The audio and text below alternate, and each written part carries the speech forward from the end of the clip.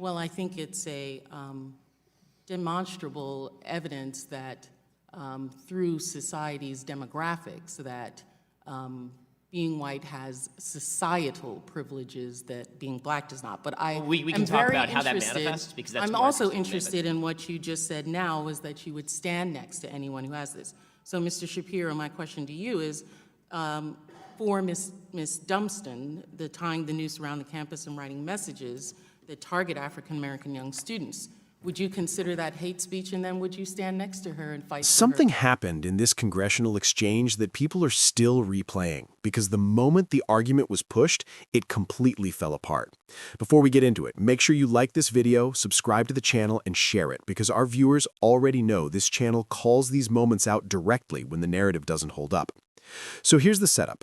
A congressional hearing on campus free speech turns into a heated confrontation when a congresswoman tries to frame the issue through the familiar lens of race and discrimination.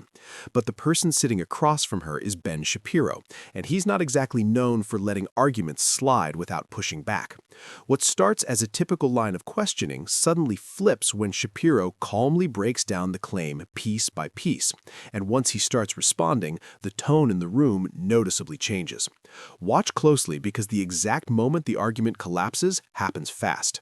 Mr. Shapiro, you talked about white privilege, and just this week, I had a conversation with Rachel Lazar, who's done some work, a Jewish American woman who's done some work on this area, as well as having extensive conversations with Dr. Greg Parks of Wake Forest University, who's also talked quite a bit about critical race theory.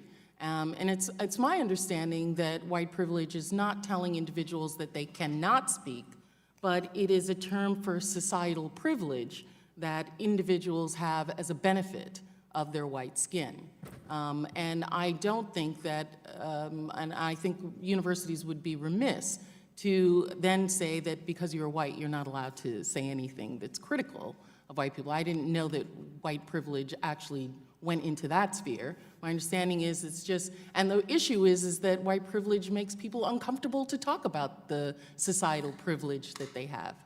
Well, to me, what I say on campuses all the time is, if you want to cite instances of racism that we can all find and fight together, that's something that I'm more than willing to stand next to you and fight, because that's obviously stuff that we should fight together. But when you just say that there is a white privilege out there in the ether and that by dint of birth your skin color generates for you an advantage, what you're really saying to people is that your view is less valuable because you have not experienced what I've experienced. And that is an identity argument, that's a character argument, that's not a rational political argument that can actually be taken on in any way. It's more of a cudgel and a club than it is an attempt to open a discussion. Well, I think it's a demonstrable evidence that through society's demographics that being white has societal privileges that being black does not. But we can talk about how that manifests, because that's I'm more also interesting interested in what you just said now, is that you would stand next to anyone who has this.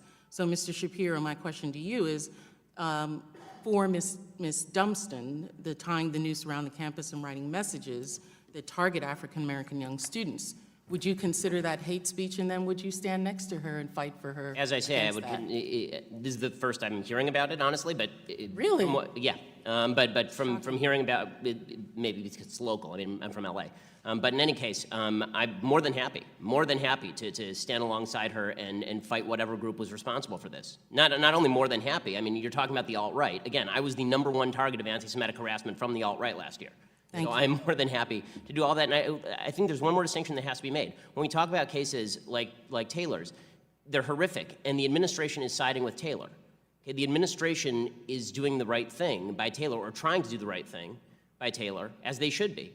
And I think that we need to make a distinction between cases where the administration is actively participating in the suppression of speech and cases in which the administration is trying to do the right thing in order to punish people for application of crime.